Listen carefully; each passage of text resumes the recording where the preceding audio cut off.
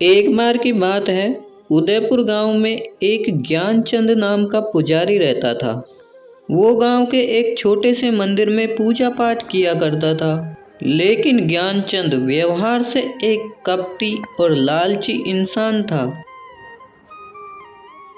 एक दिन गांव का सबसे धनी बनिया कुछ सोने के सिक्के और मोहरे लेकर मंदिर में आता है और ज्ञानचंद पुजारी से बोला, ये लीजिए पुजारी जी, आज भगवान के चरणों में कुछ दान पुण्य करने आया हूँ। अरे हाँ हाँ, क्यों नहीं।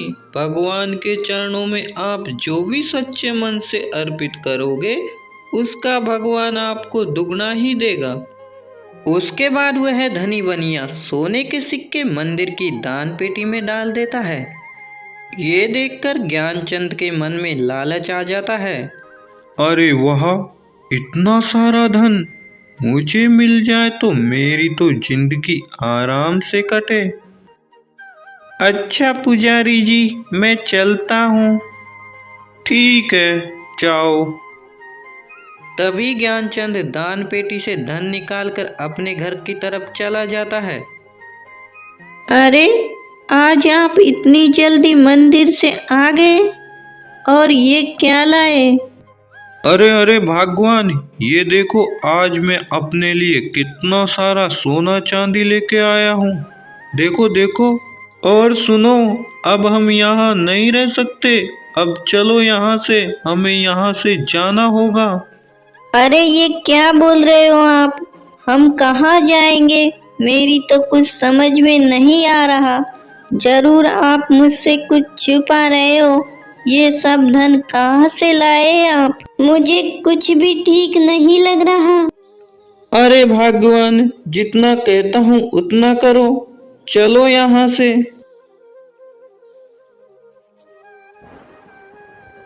कुछ दूर चलने के बाद में जंगल में एक घास की बनी हुई झोपड़ी दिखाई दी। अरे देखो भगवान, सामने एक झोपड़ी है। चलो आज रात यहीं गुजार लेंगे, कल सुबह यहाँ से चले जाएंगे। ठीक है जी, जैसा आप ठीक समझो। वो दोनों झोपड़ी के अंदर जाते हैं, जिसके बाद दोनों उसी झोपड़ी के अंदर सो गए। कुछ देर बाद वहाँ एक भयानक दिखाई देने वाला नरभक्षी आता है, जिसके दोनों हाथों में मांस के टुकड़े थे। जिससे ही वह अपनी झोपड़ी के पास पहुँचा, उसे ज्ञानचंद पुजारी के सोने की आवाज़ सुनाई देती है। तभी वह देखता है कि उसकी झोपड़ी में पुजारी और उसकी पत्नी सो रहे थे।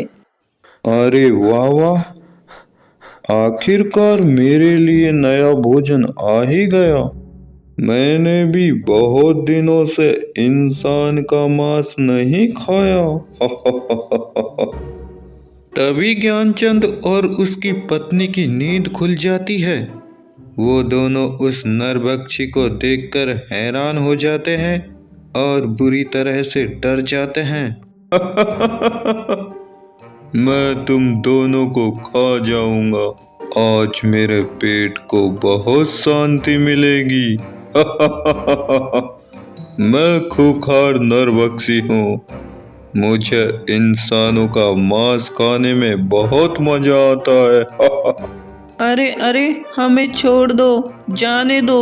हमें नहीं पता था ये तुम्हारी झोपड़ी है। हमें जाने दो। मैं एक मंदिर का पुजारी हूँ और पूर्ण रूप से शाकाहारी हूँ। हमें खाने में आपको बिल्कुल भी मजा नहीं आएगा। क्या तुम पूर्ण रूप से शाकाहारी हो? तुम्हें खाने में ना मुझे मजा आएगा, ना ही मेरा पेट भरेगा। इसलिए मैं तुम दोनों को नहीं खाऊंगा। लेकिन तुम दोनों को उसके बदले मुझे जंगल से मांस लाना होगा। जाओ और जाकर मेरे लिए मांस लेकर आओ। मेरी भूख को शांत करो, जाओ, वरना मैं तुम्हें ही खा जाऊंगा। हाँ हाँ, क्यों नहीं। हम दोनों अभी जंगल जाते हैं और तुम्हारे लिए मांस लेकर आते हैं। नहीं, तुम दोनों नहीं जाओगे, सिर्फ तुम जाओगे। अगर तुम वापस मेरे लिए मांस नहीं लाए तो तुम्हारी पत्नी मेरे पास यहीं मेरी झोपड़ी में रहेगी। अगर तुम मेरे लिए जल्दी मांस लेकर नहीं आए तो मैं तुम्हारी पत्नी को खा जाऊंगा, समझे? तुम जाओ। जिसके बाद वह जंगल में चला जाता है। जंगल में कुछ दूर चलने के बाद में देखता है एक भालू का बच्चा मरा हुआ पड़ा है। वह उस भालू के बच्चे को लेकर वापस उस नरभक्षी की झोपड़ी में आता है। तभी ज्ञानचंद देखता है कि उसकी पत्नी जमीन पर मरी हुई पड़ी है और वह नरभक्षी बड़े मजे से उसका मांस नोच नोच कर खा रहा था। ये देखकर ज्ञानचंद बहुत दुखी होता है और रोने लगता है। हाँ, आज के लिए इतना ही भोजन ठीक है, अब मुझे आराम करना चाहिए। जिसके बाद वह अपनी झोपड़ी में सो जाता है। तब ज्ञानचंद रोते हुए जंगल की ओर चला जाता है और वह जंगल में एक विशाल पेड़ के नीचे बैठकर रोने लगता है। तभी ज्ञानचंद को एक आवाज सुनाई दी। क्या हुआ तुम्हें? क्यों रो रहे हो?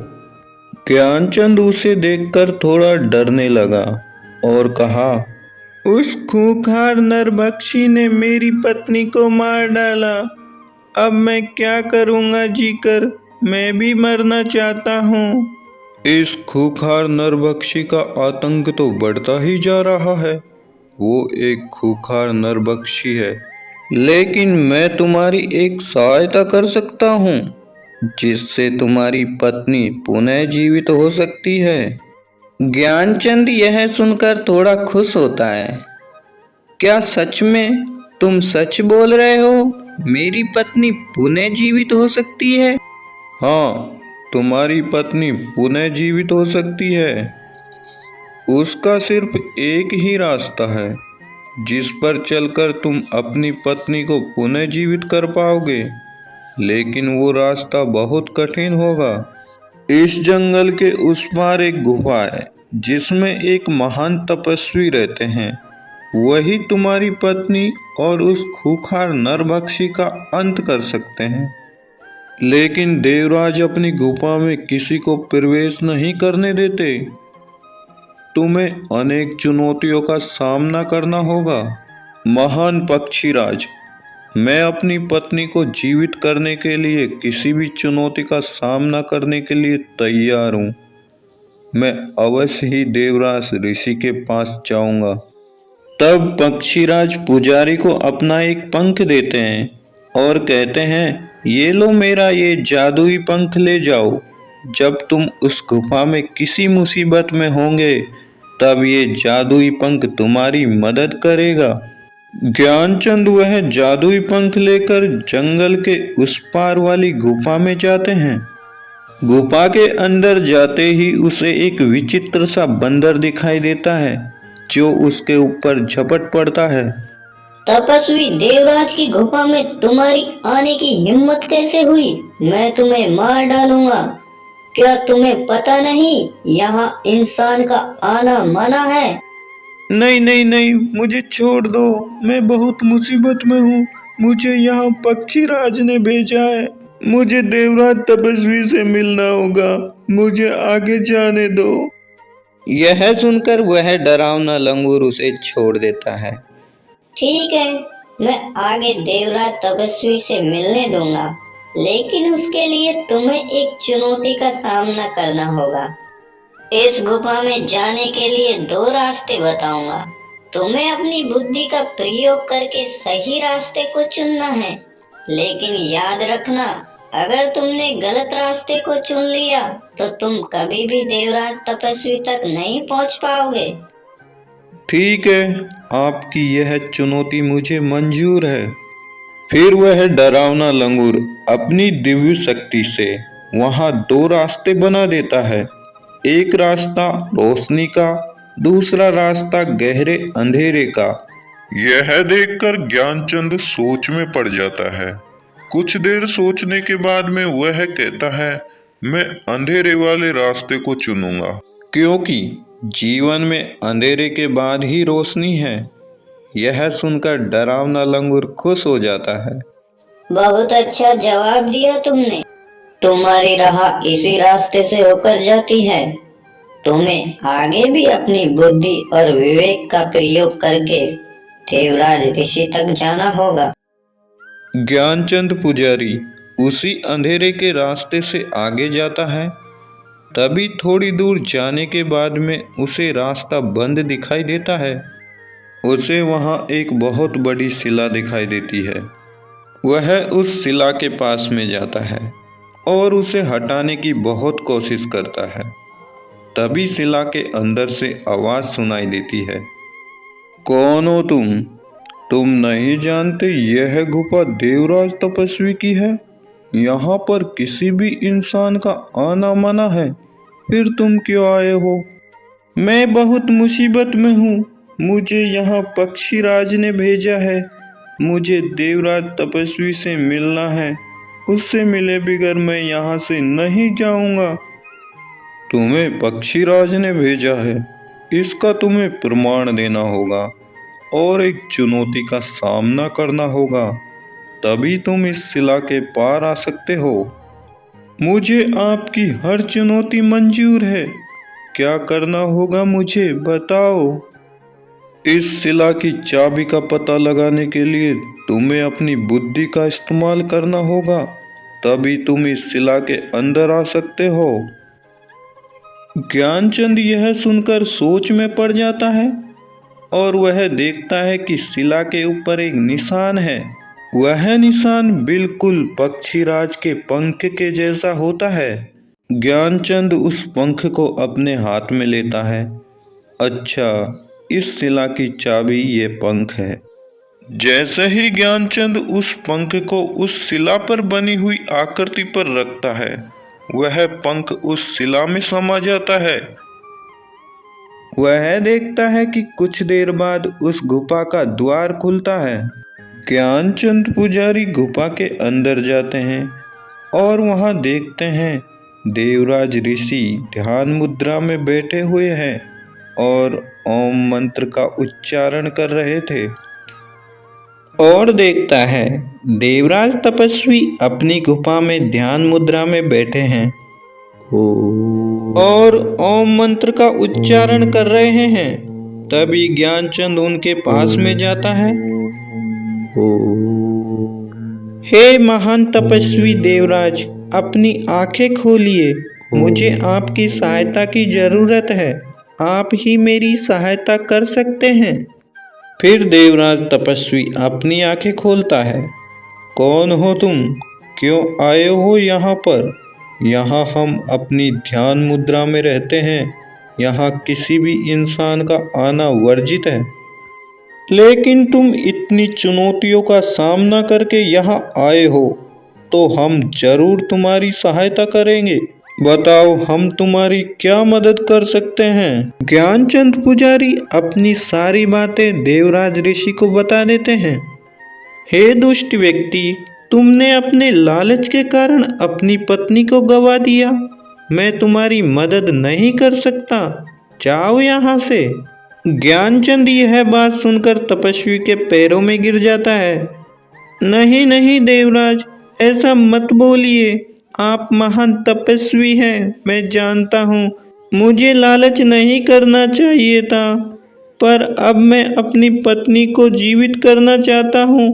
मेरी सहायता कीजिए। ज्ञानचंद की यह बात सुनकर देवराज बोले, अच्छा तो ठीक है, मैं तुम्हारी सहायता अवश्य करूँगा, पर उससे पहले तुम्हें मेरे 2 प्रश्नों का उत्तर देना होगा। अगर कोई भी उत्तर गलत हुआ तो हम तुम्हारी सहायता नहीं कर पाएंगे। तुम्हें यहाँ से खाली हाथ ही लौटना होगा। नहीं नहीं देव, मैं यहाँ से खाली हाथ नहीं जाना चाहता। मैं तुम्हारे प्रश्नों का सही उत्तर देने की कोशिश करूँगा। ठीक है, तो बताओ, इस संसार में मनुष्य के लिए भाग्य बड़ा है या बुद्धि? ज्ञानचंद यह सुनकर सोच में पड़ जाता है और कहता है, आपके इस प्रश्न का उत्तर बुद्धि है, क्योंकि मनुष्य के जीवन में बुद्धि ही वो मार्ग है जिसके माध्यम से वो अपने भाग्य को बदल सकता है। इसलिए भाग्य और बुद्धि में बुद्धि ही बड़ी है। बहुत ही उत्तम, तुमने बिल्कुल सही उत्तर दिया। अब तुम्हें अपने दूसरे प्रश्न का उत्तर देना होगा। ये प्रश्न तुम्हारे लिए बहुत ही महत्वपूर्ण है। तो बताओ, इस संसार में मनुष्य के जीवन में भूख, प्यास, नींद और आशा, इन चारों में सर्वश्रेष्ठ क्या है? ज्ञानचंद पुजारी फिर सोच में पड़ जाता है और कहता है, आपके दूसरे प्रश्न का उत्तर आशा है देवराज, क्योंकि आशा अर्थात उम्मीद पर ही संसार टिका हुआ है। क्योंकि मनुष्य के जीवन में आशा ही है जो कठिन से कठिन कार्यों को करने की शक्ति प्रदान करती है। अति उत्तम, तुम्हारा ये उत्तर भी बिल्कुल सही है। मैं तुमसे बहुत खुश हुआ, इसलिए मैं तुम्हारी सहायता अवश्य करूँगा। तभी तपस्वी देवराज जल से भरा हुआ एक लोटा देते हैं और कहते हैं, इस अमृत की कुछ बूंद उस नरभक्षी की आंखों में डाल देना और कुछ बूंद अपनी पत्नी की हड्डियों पर डाल देना। नरभक्षी वहीं खत्म हो जाएगा और तुम्हारी पत्नी पुनः जीवित हो जाएगी। अब जाओ, तुम्हारा कल्याण होगा। उसके बाद ज्ञानचंद उसी जंगल में चला जाता है। वहाँ उस विशाल पेड़ के नीचे पहुँचा ही था, तभी उसे सामने से आता हुआ वो नरभक्षी दिखाई देता है। नरभक्षी ने उसके हाथों में लोटा देखा तो वह समझ गया कि यह देवराज ऋषि के पास में मदद के लिए गया था।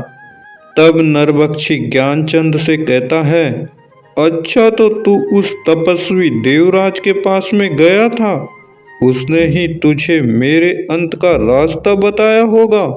लेकिन मैं ऐसा नहीं होने दूंगा। मैं तुम्हारे सामने ही नहीं आऊंगा और मैं तुझे भी खा जाऊंगा।